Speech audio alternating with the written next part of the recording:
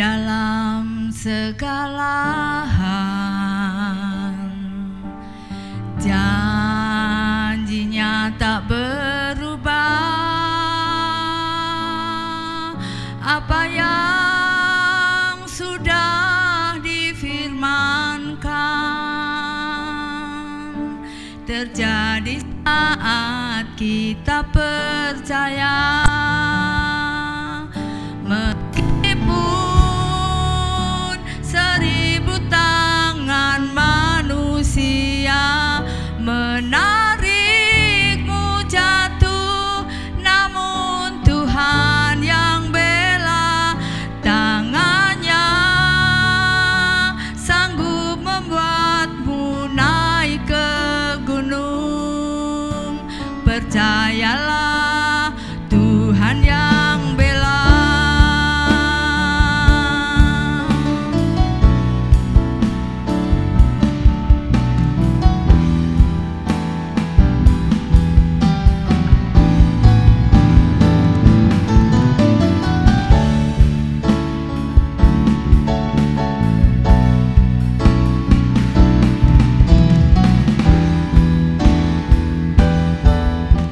Shalom saudara, puji Tuhan kita berjumpa kembali di dalam Rehat Renungan Hati Sehat dari Gereja Baptis Indonesia Ngadinegara.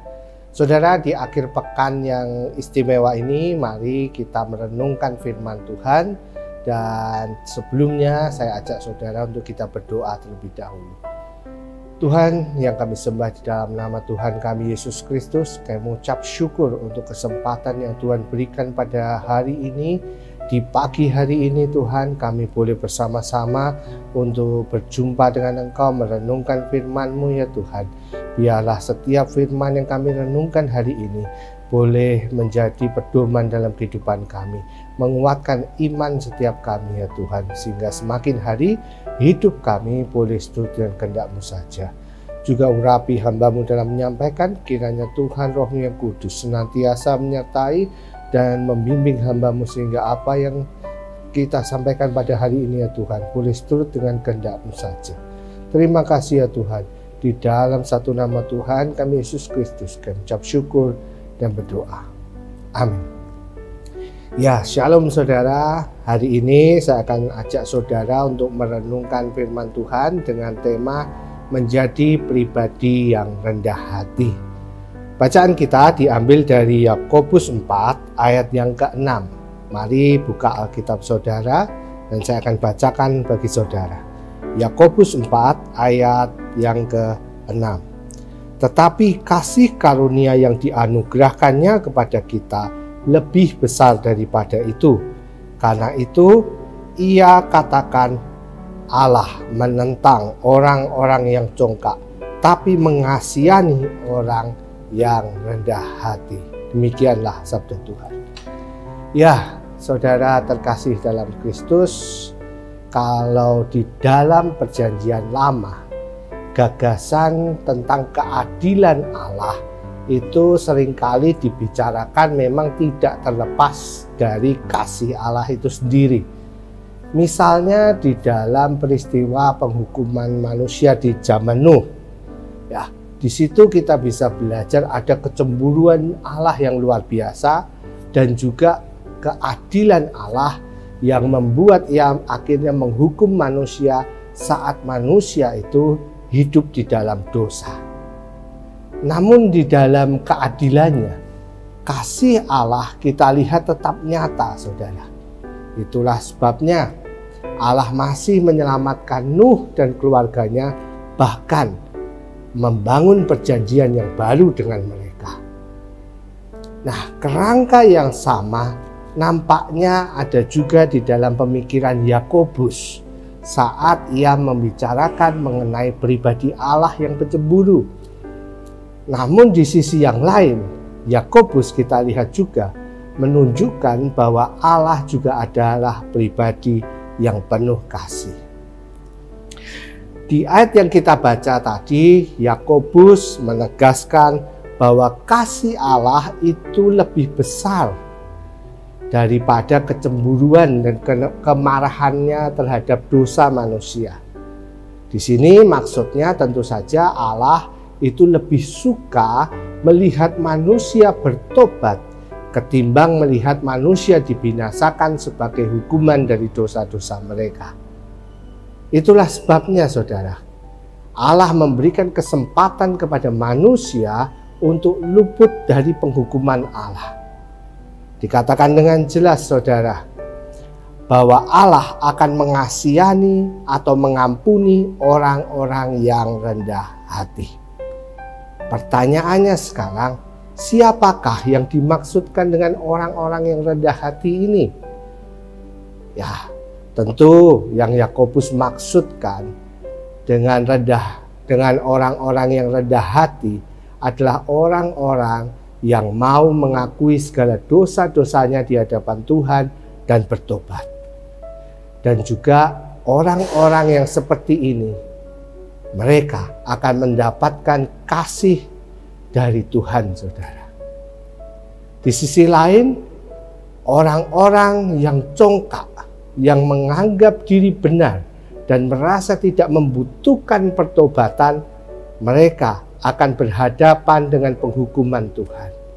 Jadi ada keadilan Tuhan di sini. Tuhan kita adil, saudara. Kita bisa lihat contoh-contoh yang lain di Alkitab.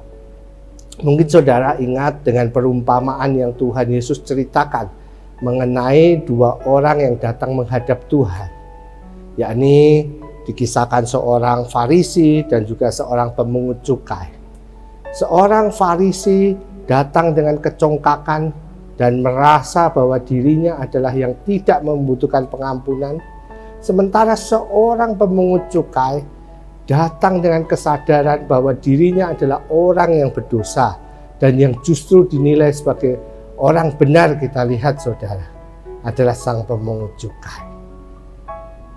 Saudaraku, melalui renungan singkat hari ini, saya mengajak setiap kita merenungkan, sudahkah kita menjadi orang yang rendah hati?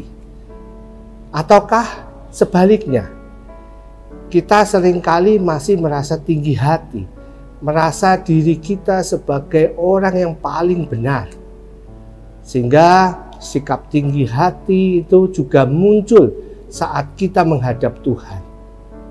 Kita sering datang menghadap Tuhan mungkin tanpa kesadaran bahwa kita adalah orang-orang berdosa yang membutuhkan anugerah Tuhan.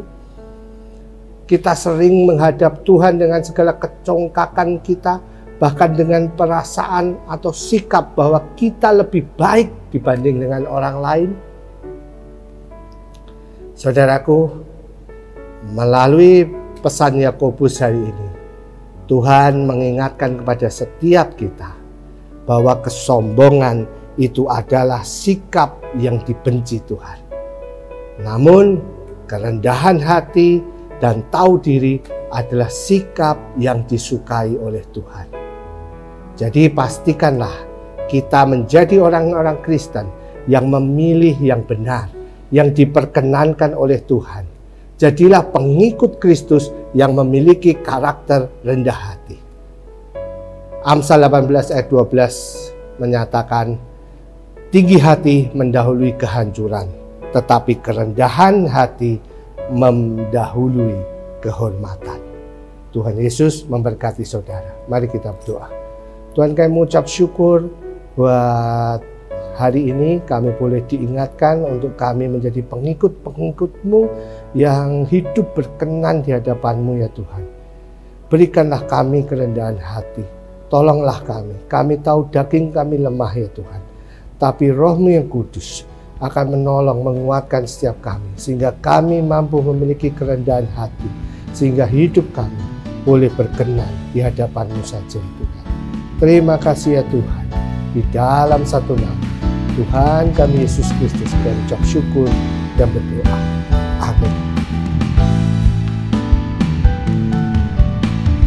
Di dalam segala hal, janjinya tak berubah. Apa yang sudah difirmankan ada di saat